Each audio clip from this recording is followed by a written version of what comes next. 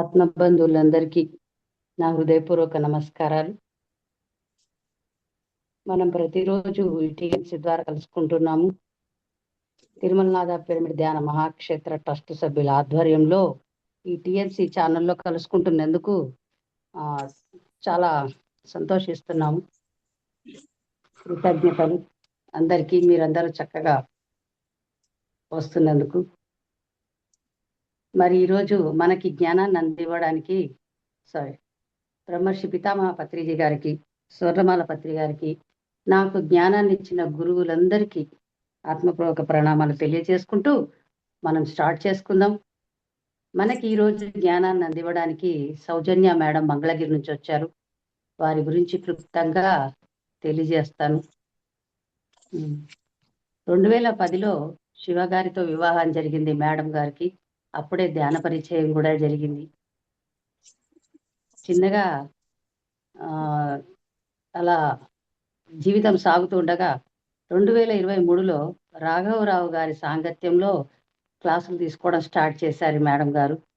వారి కుటుంబం అంతా ధ్యాన కుటుంబం. వారికి 2 అబ్బాయిలు, ఒక అబ్బాయి 7th చదువుతున్నాడు, ఒక అబ్బాయి 10th చదువుతున్నాడు. వాళ్ళిద్దరు కూడా చాలా చక్కగా ధ్యానం చేస్తూ ధ్యాన మార్గంలో నడుస్తూ ఉన్నారు. ఇంకా వివరంగా మేడం గారు తెలియజేస్తారు వారి గురించి, మరి ధ్యానం గురించి. వారి దగ్గర నుంచి మనం జ్ఞానాన్ని తీసుకుందాం ఫ్రెండ్స్. అందరూ చక్కగా వీడియో లాంచ్ చేసుకొని విందాం. Thank you. Okay, thank you madam. అందరికీ నమస్కారం అండి. మరి ముందుగా సద్గురువులకు ఆత్మ ప్రణామాలు తెలియచేసుకుంటూ, మరి ఈ అవకాశం నాకు ఇచ్చిన టీం మెంబర్స్ అందరికీ కూడా నా కృతజ్ఞతలండి. మరి నా పేరు సౌజన్య, నేను మంగళగిరి నుంచి మాట్లాడుతున్నాను. ముందుగా నా ధ్యాన పరిచయం అంటే, నాకు ధ్యాన పరిచయము 2009 డిసెంబర్లో, అంటే అప్పటికి నాకు ఇంకా వివాహం అవ్వలేదండి.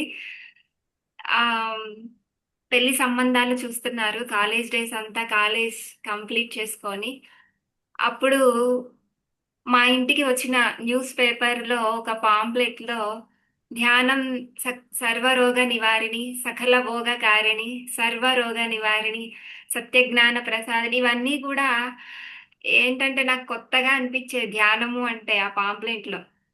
ఆ పాంప్లెట్ వేయించింది ఎవరంటే మా హెడ్ మాస్టర్ గారు. మా స్కూల్ డేస్లో, మా పుట్టినిల్లు అప్పుడు కృష్ణా జిల్లా కొండపల్లిలో ఉండేవాళ్ళమండి. అయితే నాకు కాలేజ్ డేస్లో మా head of session Amaravati Tondapu Subbarao గారి చేత యోగా ఆసనాలకి గురువుని ఏర్పాటు చేసి మాకు కాలేజ్లో శిక్షణ ఇప్పించేవారు ఒక పీరియడ్ అలా ప్రతిరోజు. అలా యోగాసనాలన్నీ చేసుకొని చిట్ట చివరగా గురువు గారు ధ్యానంలో కూర్చోబెట్టేవారు. ఒక 2 నిమిషాలు ప్రశాంతంగా కూర్చోండి అని. అంటే ధ్యానము అంటే ప్రశాంతంగా కూర్చోవడం అంతవరకే తెలిసింది. అయితే ఆ పాంప్లెట్లో ఆ 3 కూడా చూసి నాకు అంత కొత్తగా అనిపించాయి. ఏమి సర్వరోగ నివారిణి ఏంటి, సకల భోగ కారిణి ఏంటి, సత్యజ్ఞాన ప్రసాదిని ఏంటి అని. అయితే తెలుసుకుందామని నేను మొట్టమొదటగా ఆ రోజు ఆదివారం అండి. మాది మా మా పుట్టిల్లు పూర్తిగా మాంసాహార కుటుంబం. ఆదివారం అంటే మన ఇంట్లో స్పెషల్స్ గురించి తెలుసు అందరికీ. మరి నేను తీసుకొనే ఆ రోజు ఆ క్లాస్కి వెళ్ళడం జరిగింది.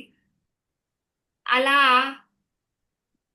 అలా వెళ్ళిన నేను మరి ఇక ప్రతిరోజు కూడా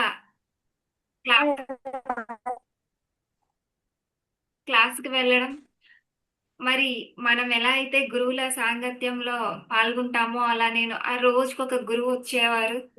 సాధన, సాంగత్యం అలా ఒక వారం అయిపోయింది.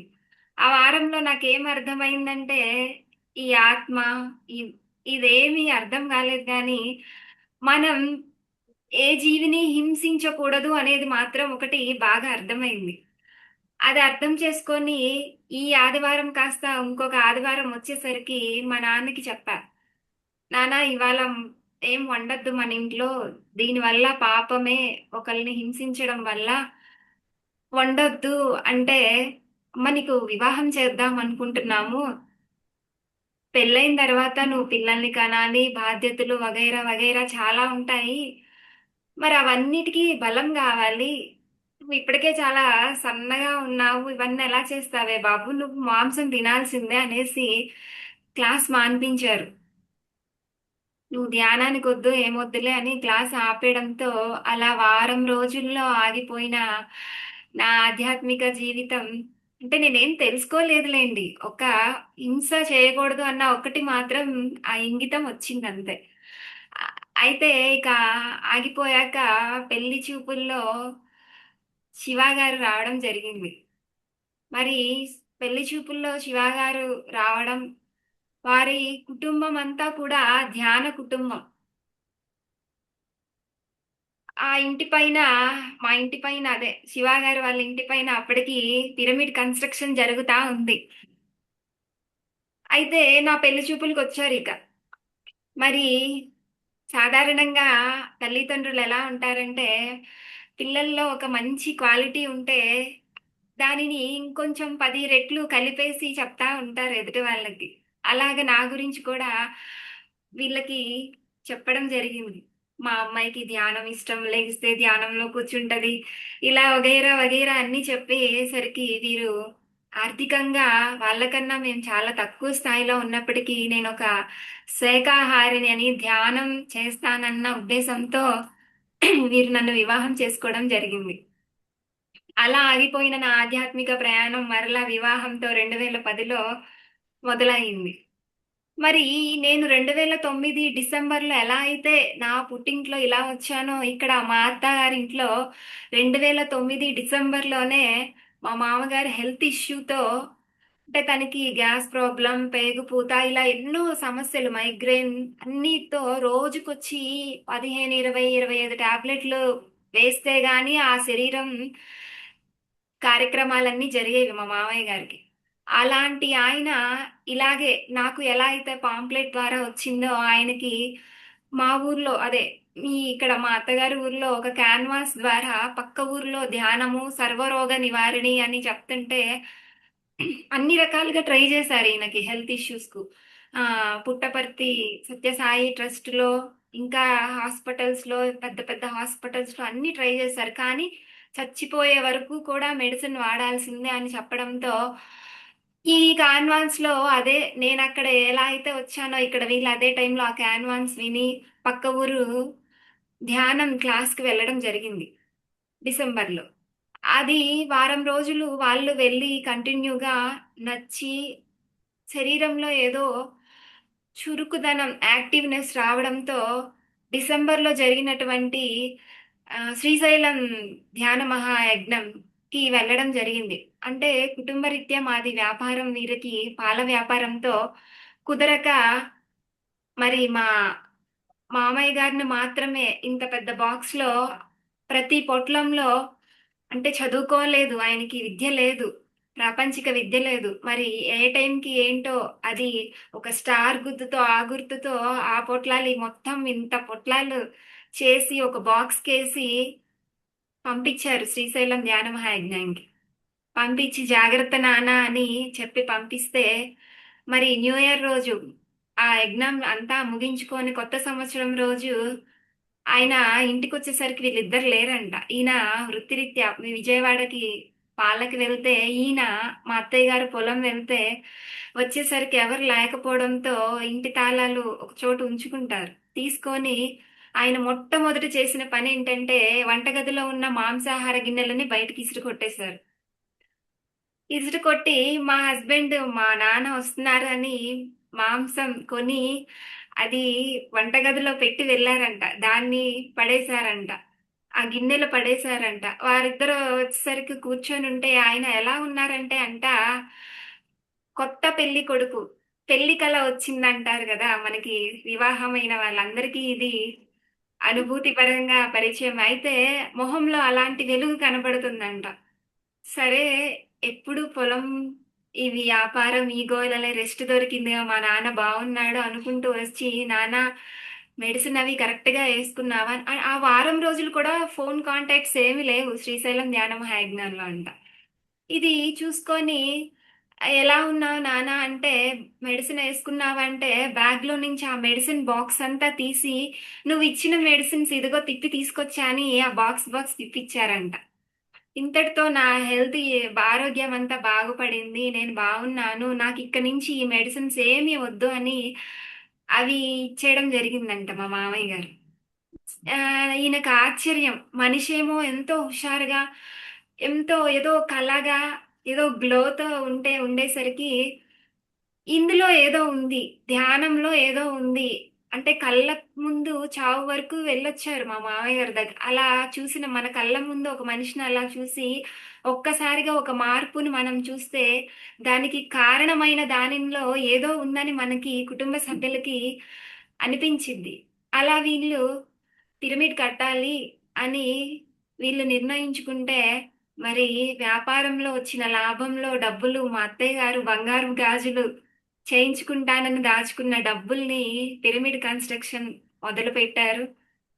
అలా అక్కడ నేను మా ఇంట్లో నేను ధ్యాన పరిచయం రావడం, నేను అలా ఆగిపోవడం, మరి ఈ కన్స్ట్రక్షన్ జరుగుతున్నప్పుడు మా వివాహం, మా వీరి ఊరి పక్కనే మా అమ్మమ్మ వాళ్ళ ఊరు.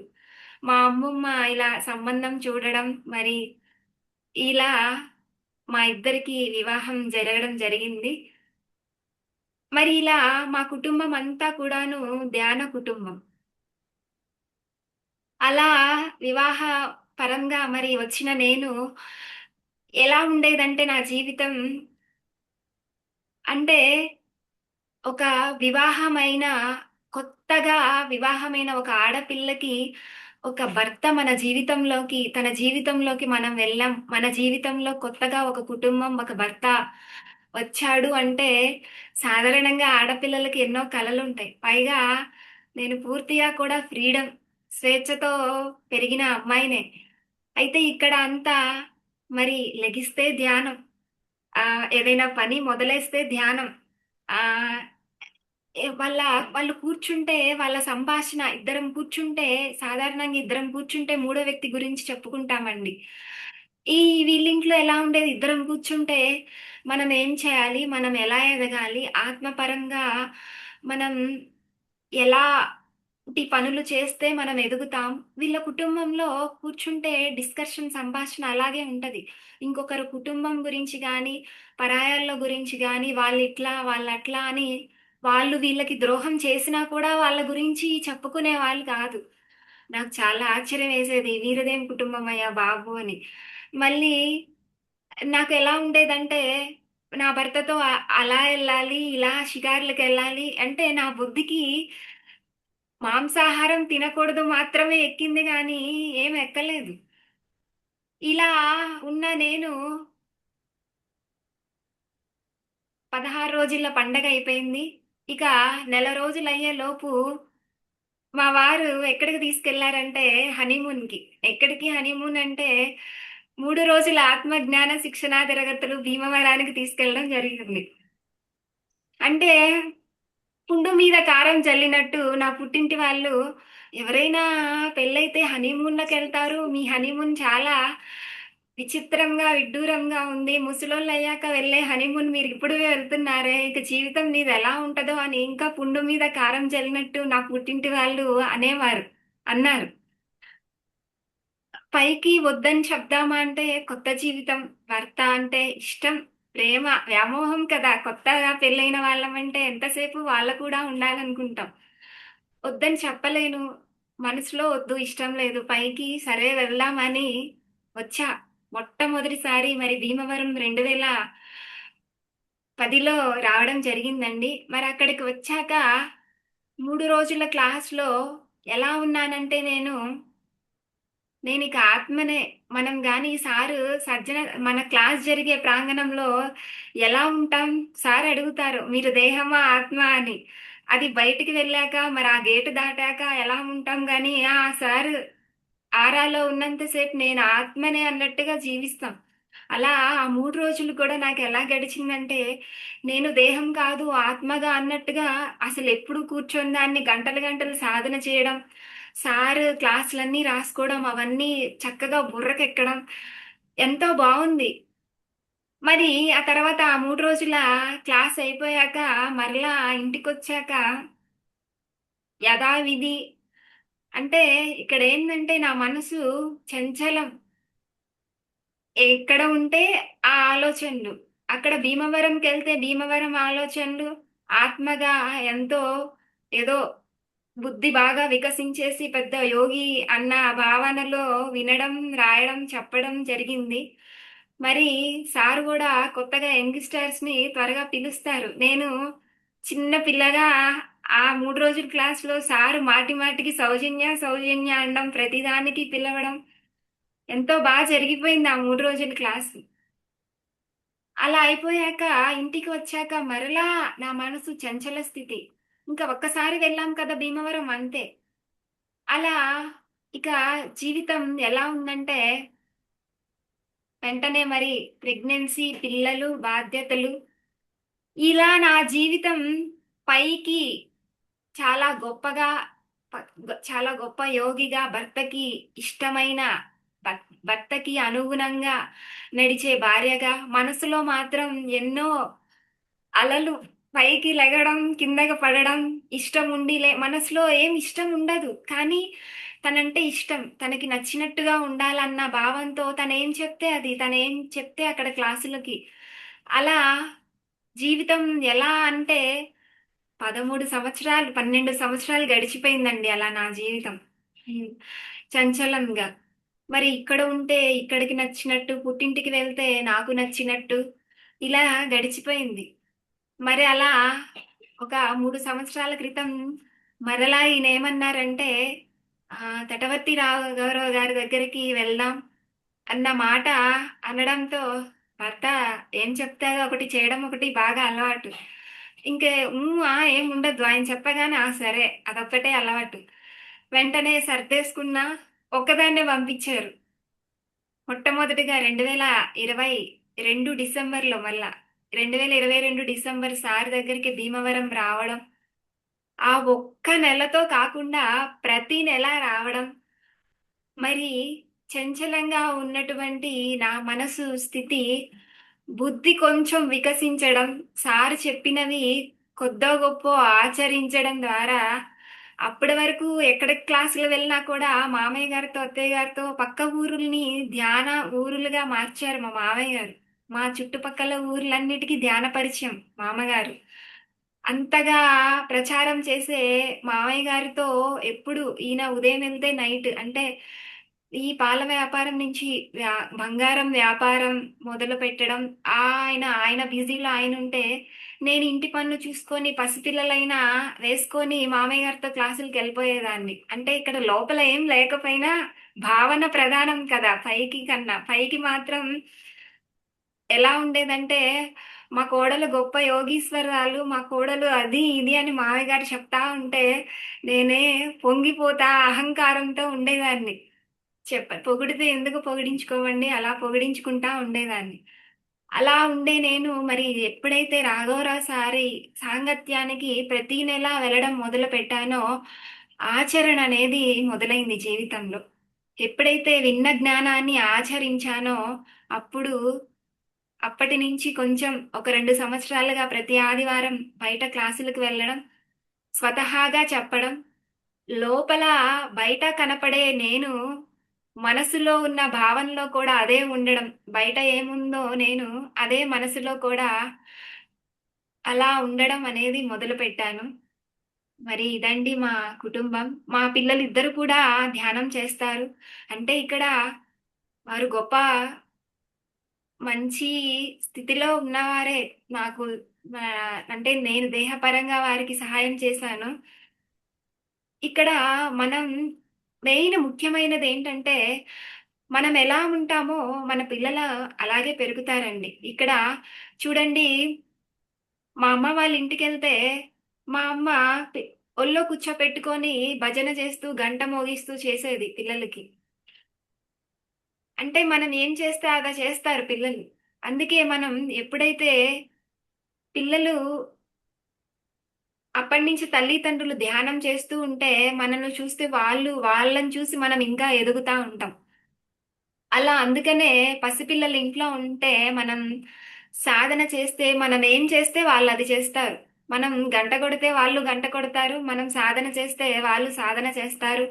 మనం ఏ జ్ఞానం పొందుతున్నామో, ఏది ఆచరిస్తున్నామో వాళ్ళు కూడా అదే ఆచరిస్తారు. మా పిల్లలు ఇలా కొంచెం వృద్ధిలో ఉండడం, ఈ మార్గంలో ఉండడానికి కారణం అంతా కూడా మా అత్త మామగారి వల్లేనండి. వారు మరి మేము ఉదయం లేచిన దగ్గర నుంచి నేను కుటుంబ బాధ్యతలతో ఆయన బయటికి కుటుంబ పోషణకి వెళ్తే మా అత్తయ్య మామయ్య గారే వారికి మంచి దిశ దశ అంతా నేర్పేది కూడా మా మామయ్య గారేనండి. మరి పూర్వజన్మ సుకృతమేమో నాకు ఈ జన్మ ఇంత సహకారంగా కుదిరింది అంటే పూర్వజన్మ సుకృతం. మరి ఇదండి నా ధ్యాన పరిచయము. మరి చూసుకుంటే మనం చిన్న శ్లోకంతో ముగించుకుందాం. టైం అయిపోయింది చాలా. సరే, టాపిక్ వద్దు, నేను ఇందులోదే ఇంకా క్లాస్ చెప్తానైతే. మరి ఇలాంటి నేను అంటే ఏం కావాలో ఏం వద్దో తెలియని చంచల స్థితిలో ఉన్నటువంటి నేను ఈ మనసు అనేది కొంచెం నిశ్చల స్థితికి చేరింది అనంటే కారణం ఏమిటి అంటే సాధన, సాంగత్యము. సారు మనకి పత్రి గారు చెప్పారండి ఆధ్యాత్మిక త్రిరత్నాలు అని. ఏమి? సౌండ్ తగ్గింది మేడం, సౌండ్ తగ్గిపోయింది మీ దగ్గర. సౌండ్ తగ్గిందా మేడం? ఏం చేంజ్ అవ్వలే. వినిపిస్తుందా మేడం? మేడం వినిపిస్తుందా? మీది కరెక్టే ఉంది మేడం, కరెక్టే ఉంది అక్క.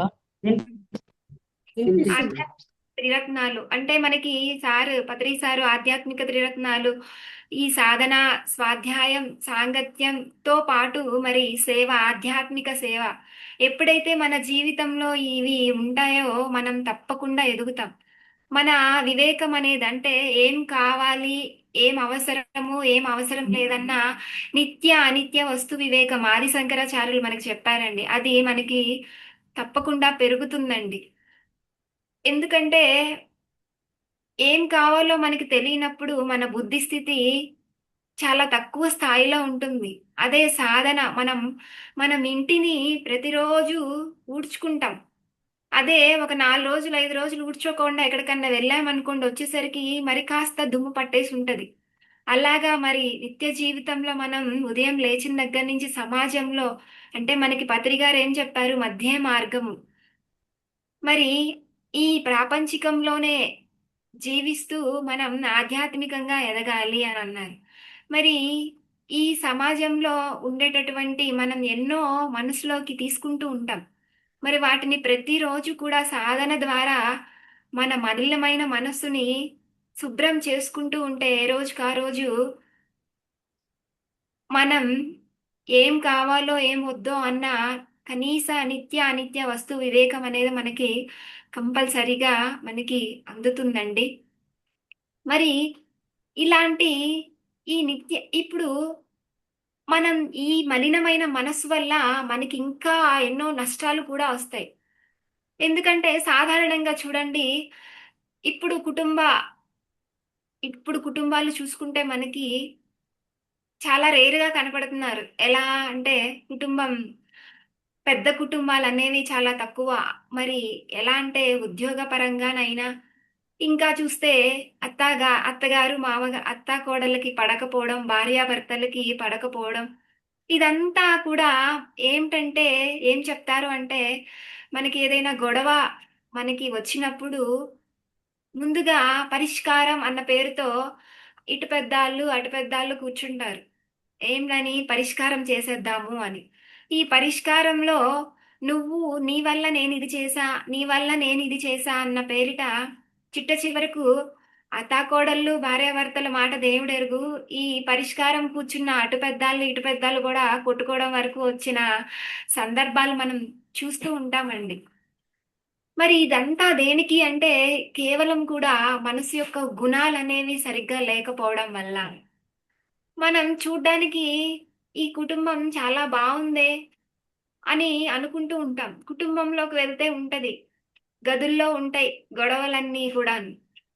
ఇదంతా మనసు యొక్క గుణాలు కలవకపోవడమే. ఇక్కడ చూడండి, మనకి సార్ ఎన్నో ఉదాహరణలతో మనకి వివరంగా చెప్తా ఉంటారు.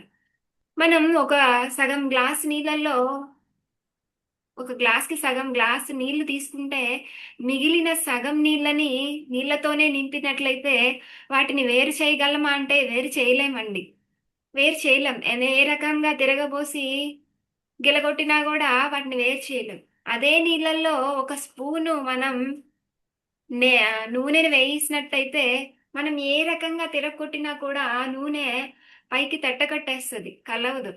ఇక్కడ చూడండి, మనకి రెండు పదార్థాలే కలవడం లేదే. మనం తినే వాటి యొక్క గుణాలు వేరట్లయితే అవి కలవడం లేదు. మరి కుటుంబంలో రెండు మనసులు వేరు గుణాలతో ఉంటే కలవడం అనేది చాలా కష్టమైన విషయం.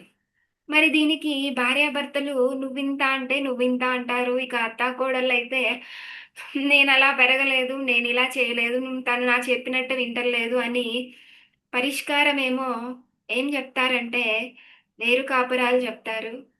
మరి భార్యాభర్తలకైతే పరిష్కారం డివర్స్, విడాకులు అని చెప్తారు. చూడండి, ఇంతకు ముందు పూర్వం పెద్దలు పెళ్లి చేసి పంపిస్తుంటే మనకి అత్తగారి మాట వినమ్మా, అత్తగారి తగ్గట్టుగా నడుచుకో, భర్తకి అనుగుణంగా నడుచుకో అని చెప్పి పంపేవారు.